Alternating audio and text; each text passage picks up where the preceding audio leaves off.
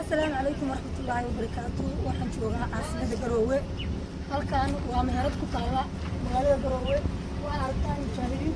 wax loo baahnay ku sawran yihiin koorka ay ku leeyaan waxaan uga jeedaa waxay tahay dhiirigelin bulshadayda macnaha aan ku dhiirigelinayo inaan la ilaawin dadkooda kuwa dhintayna magacooda la xuso aan la ilaawin kuwa nool si ay dhiirigelin helaan جايين بدل بعض أبصرهم هذا الدول كسوي وبدل ما كمل قماشة معناها اللي يرى وحامشي ليا سير الدنيا حامشي ليا كسوي قبل لا السيد أما قبل لا حرت الدقة ودن حامشي ليا إن السنيان أفضل شمولا سي يرجعوا بيجدلون هلان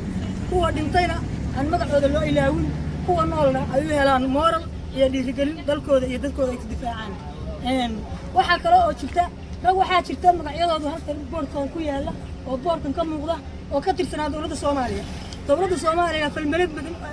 badan oo iga falcelisay oo ay uga hadleen waxaan tusaynaa haday ka hadleen iyo haday ka amsaamo annaga kii dhintayna inuu baaldahaba noogu qoran yahay halkan dabadiina aan u dhis doono talooyin taariikhda xusto kanoolna aanu mar kastaba habeen iyo maalin baan garab taaganahay garabkooda iyo gaashaankoodana aanu nahay dalka iyaga difaaciisana aan u taaganahay waa rabtaan waxa ku qoran difaaca gobolka Sool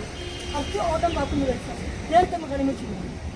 hawiya xitaa ku jira waxa Suudaanka yahay halkaas taagan yahay wax ka maqan ma jiraan macnaha waxaan u sheegayaa hablaha iyaga sidaas oo kale inay dhiirigelin u sameeyaan dadkooda iyo dalkooda isu garab istaagaan ragooda ay u socdaan shaqo kasta oo dalkooda looga baahan yahay ay diyaar noqdaan qof kasta dalnimadiisa iyo dabeecadiisa bay isaga xor ah waxaan sheegayaa dhiirigelin inay tahay wax kala boorka aanan ugu dhigsan meesha dhiirigelin si ay ragga ugu kalsoon u helaan dhiirigelin u helaan ficil u sameeyaan difaaca dalkooda isugu taagaan baan ugu xidhay boorka meesha xasuus qarna ay noqoto kuwa iga dhintay ee mujaahidiinta inaan mar ilaawin oo iga muuqdo sawirradooda meesha waa aragtaan afgaan halkaas ku yaala afgaan waa ninkii yidhi sool dhiig bay ku xorooysaa sool dhiiggiisa wuu ku xoreeyay wuuna dhintay ilaahay samee firdawsi hageeyo macnaha aad iyo aad waxaan u soo dhaweynayaa wariyaasha ii yimi oo macnaha igala qayb qaatay halganka gobolka Sool ee igu qoran boorka meesha ku yaala idinkana aad iyo aad baa u mahadsantiin walaal macaan